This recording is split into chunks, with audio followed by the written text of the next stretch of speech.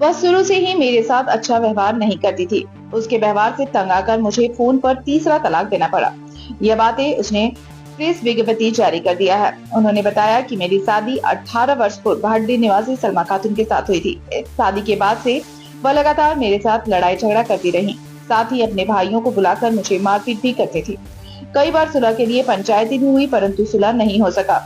वो अक्सर मायके जाने के बाद 6 महीने तक वापस नहीं आती थी। आने को कहता तो वह कहती मैं यहीं पर खुश हूँ।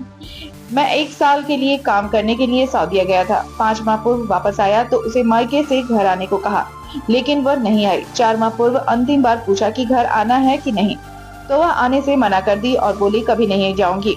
तभी मैंने उसे 1 तलाक दिया था। इसके बाद मैं लगातार 2 महीने में 2 तलाक दिया था। इस तरह मैंने 3 तलाक दे दिया था।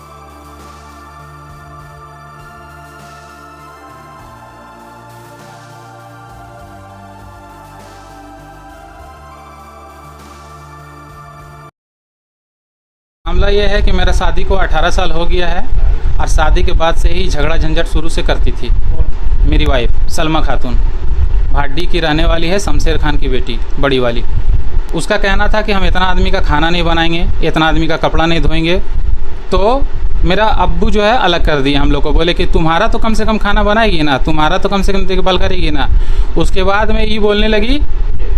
उसके बाद जो है मेरा अब्बा जब अलग कर दिए हम लोगों को, तो ये क्या कि इसको हमको मेंटेलिटी टॉर्चर करने लगी। टॉर्चर इस तरह का करने लगी कि हमको यहाँ नहीं रहना है। क्यों नहीं रहना चाहती थी कि यहाँ पे अगल बगल में तो सास ससुर है, तो उनके पाबंदी में तो कुछ कर नहीं पाएगी। इसके लिए यहाँ से हटवाई हमको। यहाँ से हमको बोली कि कहीं भी आप लेकर रहिए, लेकिन हम यहाँ नहीं रहेंगे। तो हम इसको लेकर के रेलवे कॉलोनी में रहें 2 साल। फिर वहाँ पे रहने के बाद में वहाँ भी कुछ लिटिगेशन हुआ।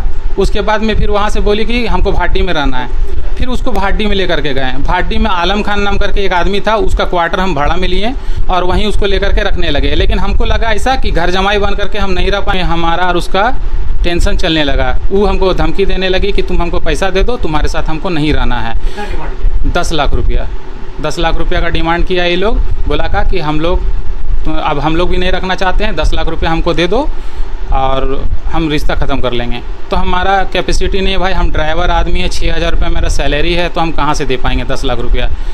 प्रशासन से यही मेरा मांग है कि मेरा बच्चा हमको दे दिया जाए। ये लोग झूठा केस मेरे खिलाफ़ दर्ज किया है, कोई मारपीट का केस नहीं है।